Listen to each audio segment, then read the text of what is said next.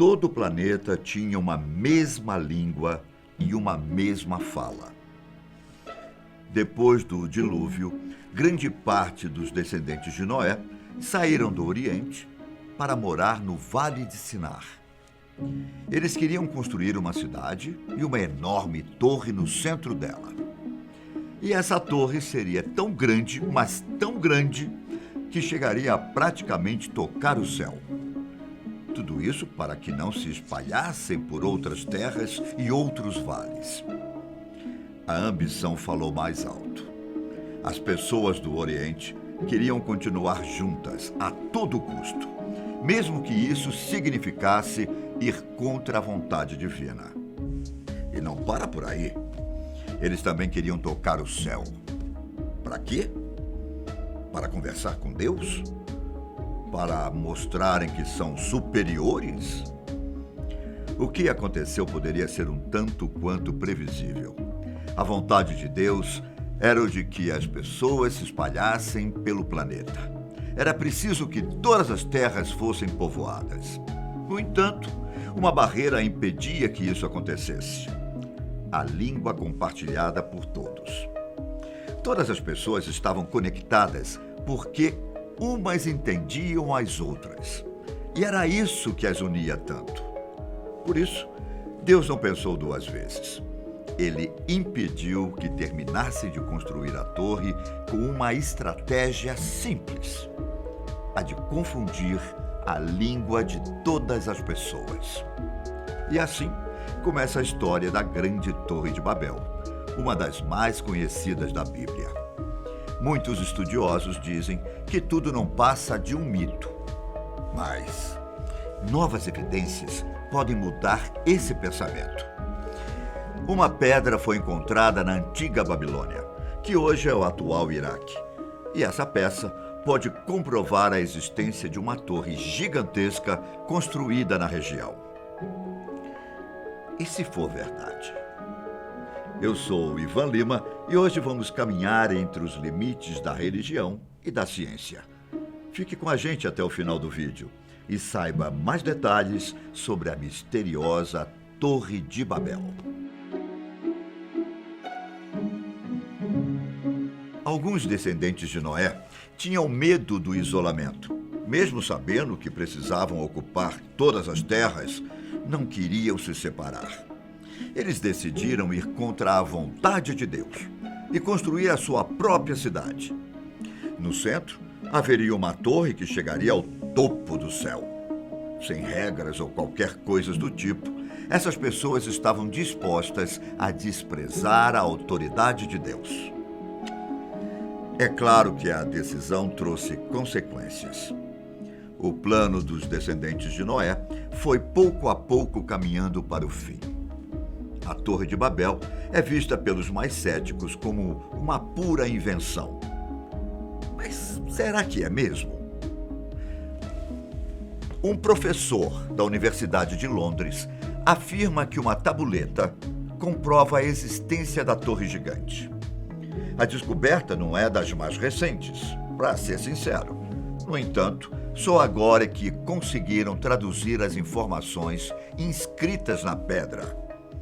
Agora é possível ver a imagem de uma torre, muito parecida com os zigurates. Para quem não sabe, zigurate é uma forma retangular de templo criada pelos sumérios, tipo uma pirâmide mesmo. Também era comum aos assírios e babilônios. Começava grande na base e ia ficando cada vez mais fina. Lembra que os descendentes de Noé queriam construir a torre no Vale do Sinar? E você sabe onde fica esse vale? Isso mesmo, na Suméria. Então, nada mais coerente do que a torre ter as características de um zigurate. Bom, a imagem na pedra mostra a figura de um zigurate com 7 níveis. Seria uma espécie de representação simples de uma grande torre. Até porque não teria como colocar o tamanho real da torre na pedra. Mas pelo modo que desenharam, parece que a construção era realmente grande mesmo. Além da torre, também é possível ver a figura de um rei, usando chapéu em forma de cone. O texto traz detalhes sobre a história da construção, que muito tem a ver com os relatos em Gênesis. A construção teria sido recomendada pelo rei Nabucodonosor II. Ele era um grande inimigo dos judeus e, de acordo com o pesquisador, a imagem na pedra poderia ser ele. Nabucodonosor foi punido por tudo o que causou para as pessoas ao ter que andar de quatro pelo resto da sua vida. Bom, mas isso é o que a Bíblia diz. Vamos ao que traduziram na pedra. Assim a gente pode ter condição de comparar as histórias para ver se bate. Um trecho pode ajudar muito nessa missão. Escuta isso. Do mar superior, que é o Mediterrâneo, ao mar inferior, que é o Golfo Persa, das terras distantes e das pessoas em suas habitações, eu mobilizei para fazer esta torre. No mínimo curioso, não é mesmo? Muitas pessoas se dedicaram ao desafio de construir essa bendita torre. E elas vieram de várias partes do mundo e se uniram para colocar o plano em prática. Mas você acha que uma pessoa teria reunido toda essa gente para construir a torre? Seria o rei Nabucodonosor, como o pesquisador levanta a hipótese? Bode Rodger, pesquisador do Answers in Genesis, disse que concorda que a pedra é bastante reveladora. Ela tem a capacidade de confirmar que a torre bíblica realmente existiu. No entanto, Rodger não está muito convencido de que Nabucodonosor tinha participado disso. Afinal, esse pesquisador disse que a Torre de Babel foi construída 900 anos antes do rei. Não faria sentido que ele tenha sido representado na pedra. Pode ser outra pessoa, muito mais ligada com os descendentes de Noé que vieram do Oriente. No máximo, Nabucodonosor pode ter tentado reparar a torre. Agora, construir? As datas não batem. Ou está faltando alguma informação para a gente entender todos os detalhes desse mistério? Alguns estudiosos dizem que a Torá, onde está o livro de Gênesis, foi escrito pelos rabinos e não por Moisés. Bom, aí as coisas já mudam um pouco, ou mudam muito, depende do seu ponto de vista. Se foram os rabinos que escreveram Gênesis, então quer dizer que os judeus encontraram a torre antes de tudo acontecer. Aí sim, as coisas fariam mais sentido e o Nabucodonosor poderia ter participado da construção. A imagem na pedra ainda mostra outros mistérios que estão ligados com a torre bíblica. Está preparado para saber o que supostamente tinha no topo da construção? Pelo menos 7 grandes degraus podem ser vistos na imagem da pedra. Juntas, elas formam algo parecido com uma pirâmide de base reforçada. Só que, além disso, a imagem representa mais. É possível ver o que tem em cima da torre, bem lá no topo, bem no finzinho. Teria um espaço especial. Esse espaço seria destinado especialmente para observar as estrelas e realizar cerimônias religiosas. Então, a intenção era realmente ficar perto do céu, para conseguir ver o que tem lá, além de ter uma conexão maior com Deus.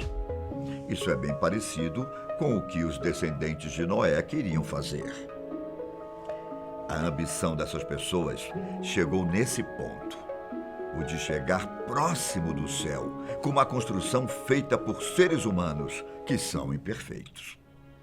Nem mesmo o pesquisador da Universidade de Londres conseguiu ignorar todas essas semelhanças.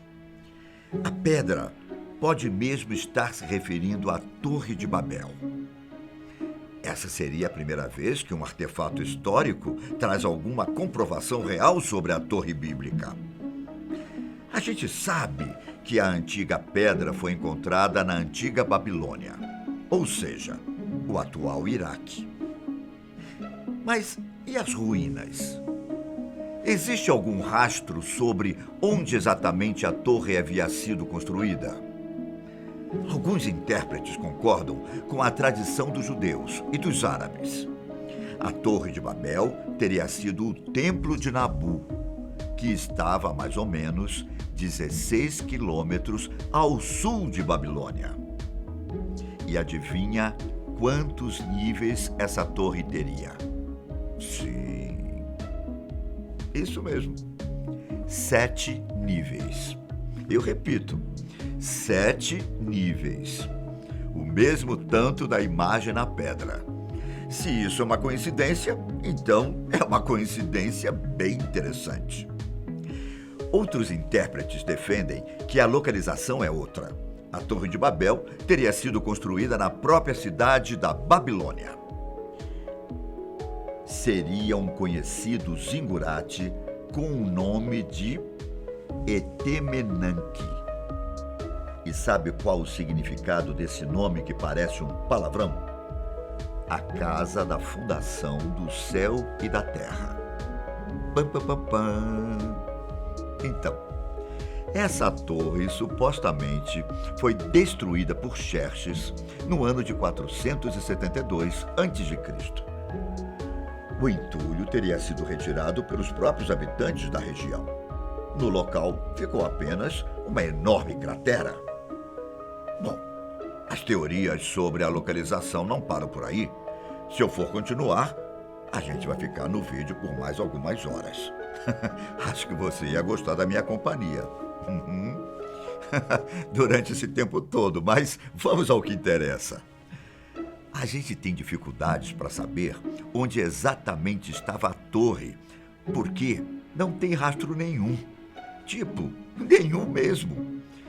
Existe uma tradição judaica que acredita que Deus mandou fogo do céu e consumiu toda a Torre de Babel, até mesmo a base. Daí realmente fica difícil para a gente saber onde estava ou para onde foi. Também existe outra tradição, mas dessa vez ligada com o ar. A Torre de Babel poderia ter sido derrubada pela força do vento, que arrancou tudo de uma vez.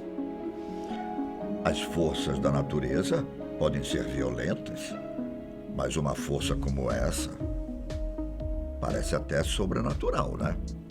Ou algo vindo dos céus. Com todas essas evidências e hipóteses, fica difícil dizer que a Torre de Babel não passa de ficção. Mas será que toda a história por trás também é verdadeira? Nabucodonosor teria sido o líder do plano? No que isso muda sobre o que conhecemos da nossa própria história? E se for verdade?